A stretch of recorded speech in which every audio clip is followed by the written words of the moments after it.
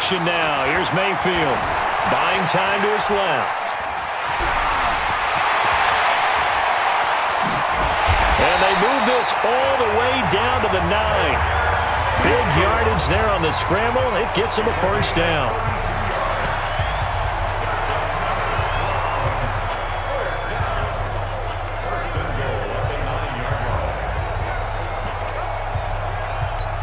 Coming up at the half, a reminder, we go back to Orlando to check in with Jonathan Coachman. He'll have a look back at our first half as well as a look ahead to what's coming up later this weekend.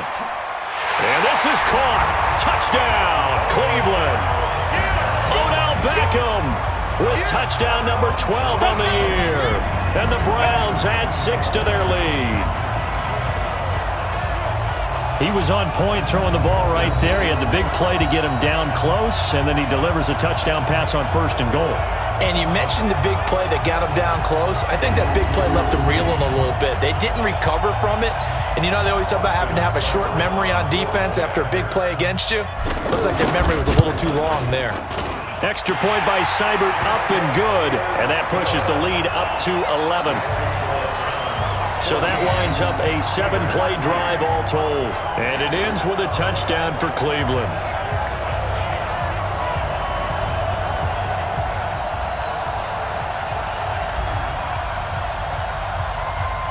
Set now to kick this one away, and off it goes. This is taken at the 3. And a pretty good return here. He'll be stopped just shy of the 25 at the 24-yard line. Pittsburgh's offense now heading back out onto the field. Their deficit is 11, 14-3, and needing to get something going here as they come up on 1st and 10.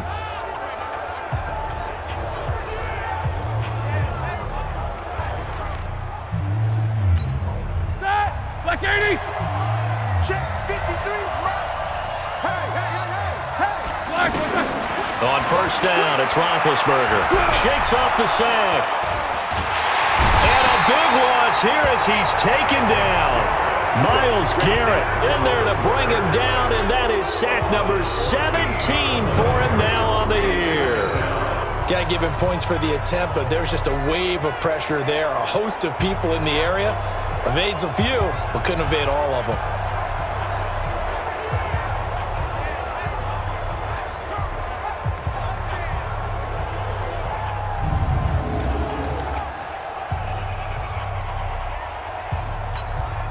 So after the sack, a scenario you certainly don't work on too often. 2nd and 24. Snell on the shotgun handoff. And he'll be taken down at the 18. 8 yards there helps, but they're still stuck now. 3rd and long coming up.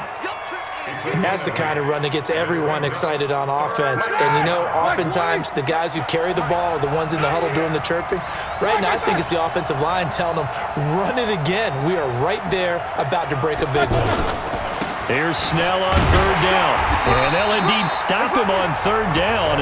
And now what do you want to do with your timeouts? Call it a gain of 4, but not enough. The punt team going to need to be summoned here on 4th down.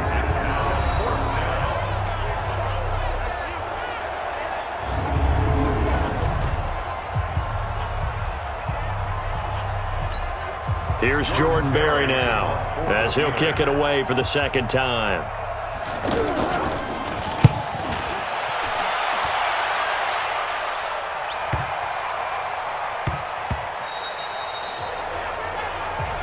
Here we go. Here we go. So we have reached halftime here in an 11-point contest. As we'll send you down to Orlando, and we check in with Jonathan Coachman for our EA Sports Halftime Report. Coach. Okay, Brandon, thanks very much. We'll get back to you and CD in a minute.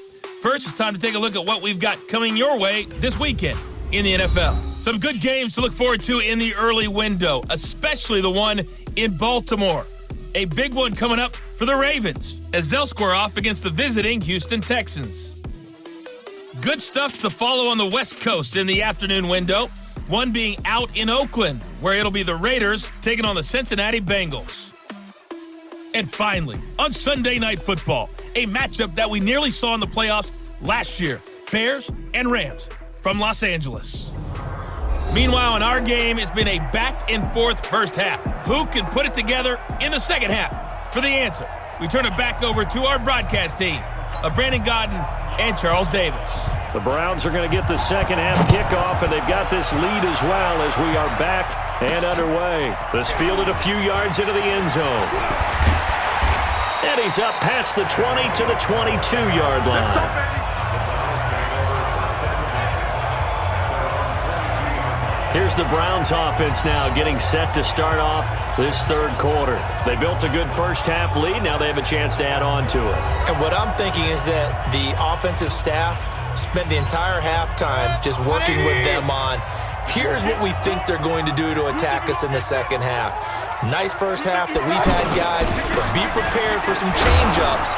We're going to see them when we kick it off in the second half. See how they handle any adjustments that might be made defensively. 2 yards on the pickup there. It'll be 2nd and 8. Tough first half for him, unable to put up the numbers he's used to producing. But with a guy like him, you and I both know it just takes a couple of explosive touches for him to make an impact on this game and on the stat sheet as well. A gain there of 21 yards. That was a nicely run slant route, and what the receiver's trying to do is make the defender think he's going upfield for a deeper route and then breaks it off, usually after about 3 to 4 steps, and cuts towards the middle of the field. And now what he's trying to do is use his body to keep the defender away from the football and give the quarterback a really nice target. 180! Hey, alert 33! Tighten up! Topper! First down, Mayfield. Now Mayfield lost the football, and it's picked up by the Steelers. 20, 10, and he's in for 6 and a Steeler touchdown. This defense, Charles, they needed some type of a spark to help get them back in this game. I think they just got their spark. No doubt about it. You know, that's all they discussed. How can we get ourselves moving again? How can we get our team going? This definitely qualifies.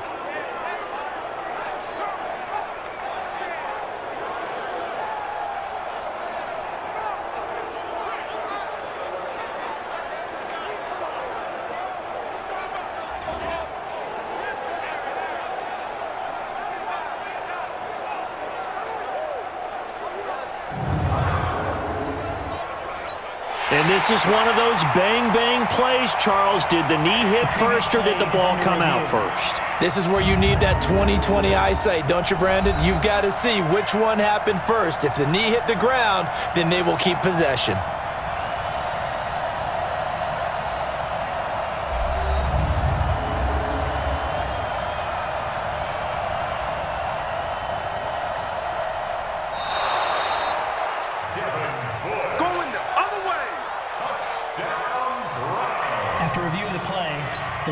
After the sack, it's 2nd and 19, and the road gets a bit tougher from here.